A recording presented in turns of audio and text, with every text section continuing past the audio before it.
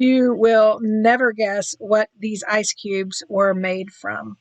Hi, I'm Katie Taylor at scrappinkaty.com, where I show you how to preserve your family's memories through the art of scrapbooking. In today's video, I'm going to show you a fun twist on a brand new stamp set. Today's video, I am hopping with the Close to My Heart Twisted Sisters, and that is just a group of Close to My Heart makers who take a brand new product out of the catalog and decide to twist it up and show you a different way to use it. We realize and appreciate that the stamp sets and thin cuts and the products that are in this catalog are sometimes an investment to you as a customer, and so we want to show you different ways that you can use them and different ways to think outside the box. So we could have picked a product from the September-October catalog or a product from our Essentials catalog, since both of them debuted September 1st.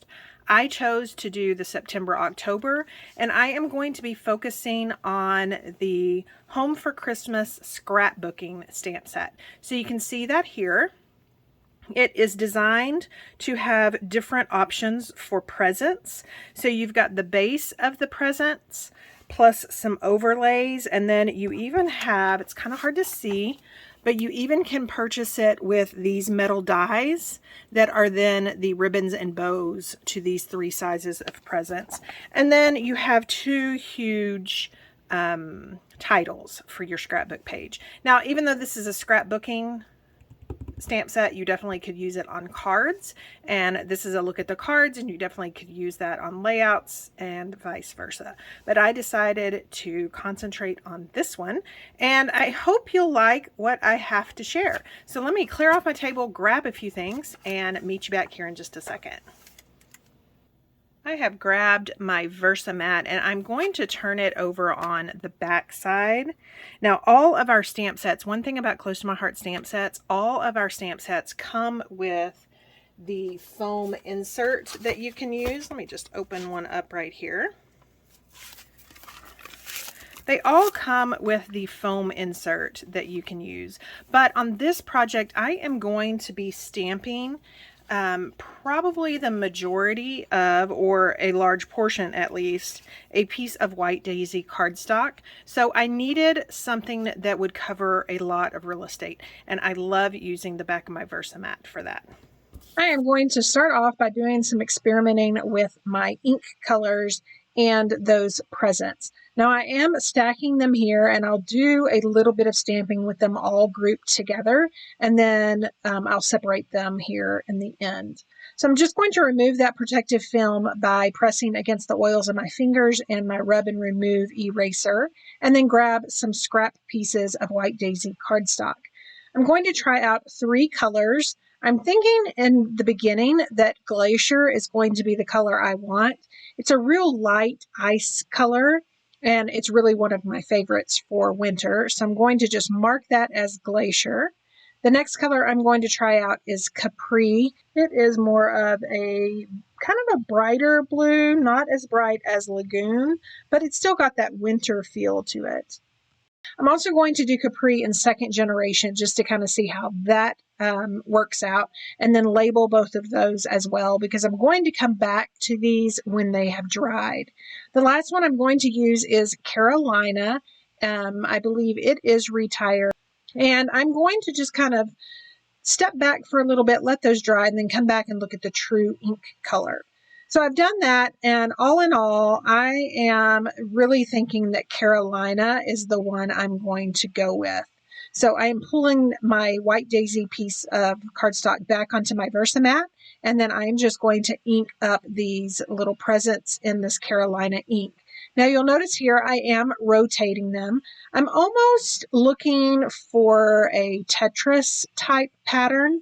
If you all are familiar with the game Tetris, I quickly realized that I can't really do a whole lot of that stamping with all 3 of them on the same block. So I've separated that smaller one, and that's going to allow me to come back in with that one and do it in different orientations. And I'm about to separate these big blocks as well. So I'm going to stamp this just a few more times and then go ahead and fill in with that smaller block like I said. This actually was pretty fun. I definitely knew I didn't want it the whole page, but I wanted it the majority of that left side, and I didn't want them just straight on the edge, if that makes sense. So I've done that, and then also in this Home for Christmas scrapbooking stamp set, there is this little holly berry, so that's what I'm inking up right now, and I'm actually using Capri. It's a different blue, it's darker, and I really like just filling in those holes. So for our new background element stamp set, there is this kind of crackle paint look. If you're familiar with crackle paint, I wanted to try it out. So I'm going to do some more experimenting with mink ink and then a tone on tone. So go ahead and go back to that Carolina ink, and Carolina is the one that wins. So I'm going to bring back in my base, and then I am just going to random stamp this crackle all over these, and you'll see here in just a second just what it does to that. It almost makes it look like the ice is cracking, which is what I really wanted to do. I don't want you to see presents when you look at this layout. So I'm going to finish that up, really like that look, and then I am going to start on the rest of my stamping. Now I'm going to attach my base to my Versamat just using some tape adhesive, and then pull out my T-ruler and the other stamp sets that I have pulled out to use with this. So I'm going to use several. I'm going to start with the Dainty script. And that is what I am going to type. No, I'm not going to type it. I'm going to stamp the word frozen. Now, I prefer to put my individual letters on a bigger block so I can see everything around me. And I am just stamping those lightly on top of that pencil mark that I drew. And then just making sure that I don't have any ink on the rest of my block. That's one of the downfalls of using a larger block. This stamp set is actually the brand new Operation Smile stamp set, and the rest of my stamping is going to come from it. And I have the I love your, and then there is a sun and some clouds. Now the sun I'm inking up in lemonade ink, and then I'm actually going to close the lid, kind of smoosh it, and pick up some of the ink on my lid, and then use a blending brush to color in the center of that sun, just to kind of add some more color. I really didn't want to bring in pencils, and I didn't want to bring in our tri-blend markers. So what better way to match ink for ink than just use the ink lid. I'm going to erase that line and then bring in those clouds in that Carolina ink. For my title, the word smile is going to be the rest of my title. And again, it comes from the Operation Smile stamp set. I'm just removing that film as well with the oils off my hands and my rub and remove. And I'm going to bring in raspberry, which is going to match her gloves.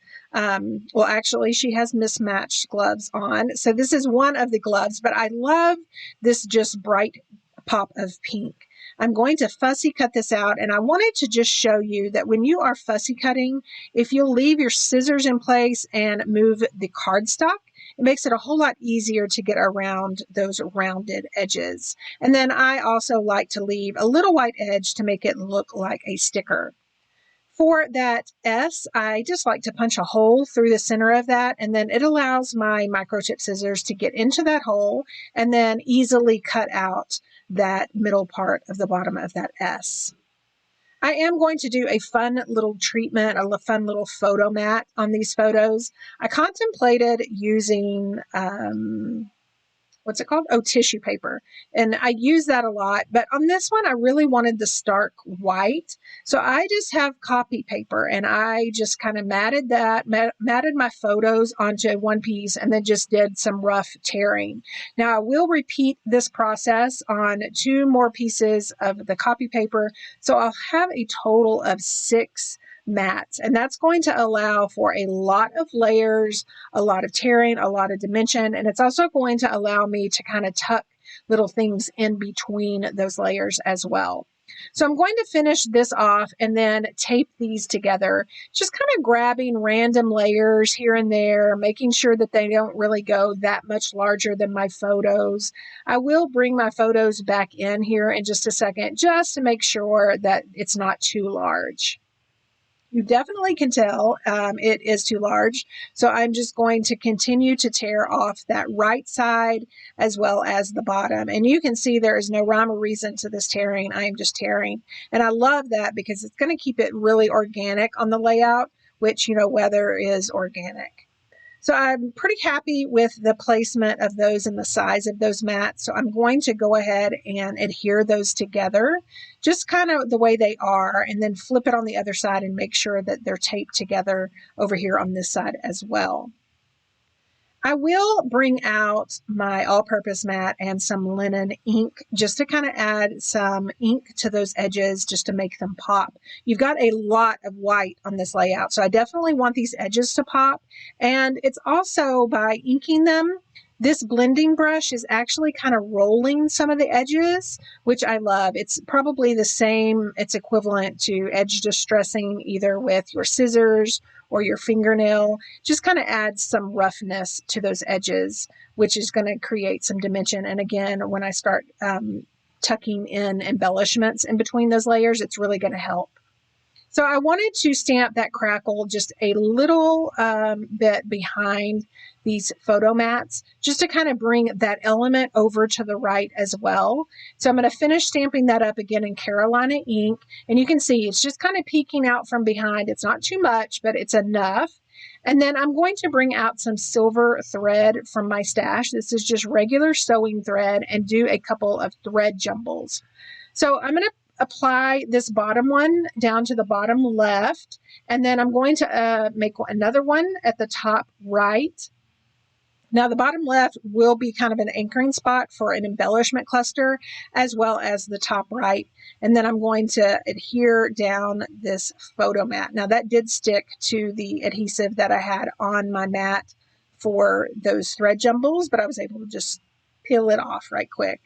Now this is the little snowflake I'm going to use. This is really old. It's from my stash. The little 3D foam element did come off of that, so I'm adhering that back on, and then I am going to just apply or put some ink pads on top of that and let that dry just for a little bit. Now that that has dried, I'm going to add some 3D foam squares to the back of my photos. Now, if you follow me here, you're probably wondering, why are you using foam squares instead of foam tape? I just had some random foam squares left over from our circle shaker foam, and I just really wanted to use them up. And so what better way to just use them here? Now, these are the die cut little, I wanted to say ice cubes because I am so into this layout and these being ice cubes. These are the little die cut presents, and I am stamping those with the present bases. And I'm going to use those for little embellishments on top of this snowflake, and then tuck a few in between the layers up here at the top right of that photo. I'm also going to bring in that little holly berry and stamp the corners as well.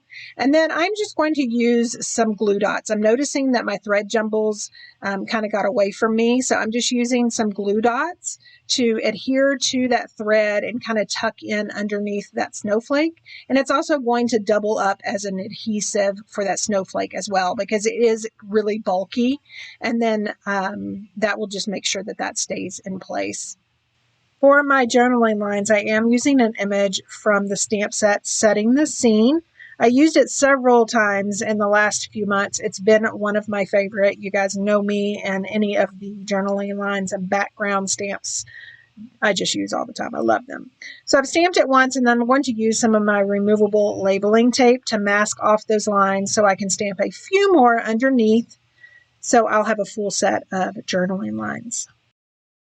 Now, I did decide to bring in some more raspberry color, and what better way to do that than using our raspberry dots. Now, raspberry actually is retired, but we have lots and lots of color of dots, and I love those. You guys have heard me over and over again how much I love those. And then I thought, it would be cool to add some liquid glass to some of these ice cubes. So I've done it on the 2 on the snowflake and then these 3 over here, and you'll be able to see that liquid glass a little bit closer here in just a second in the still shots.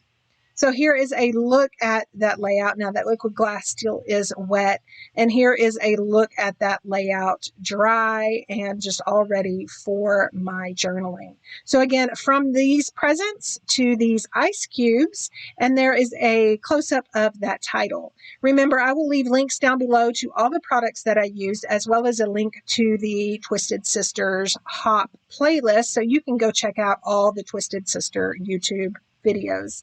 Thank you so much for stopping by and watching. Remember, if you liked what you saw, please leave me a comment and a thumbs up. And don't forget to hit that subscribe button and sign up for notifications so you won't miss another crafty video.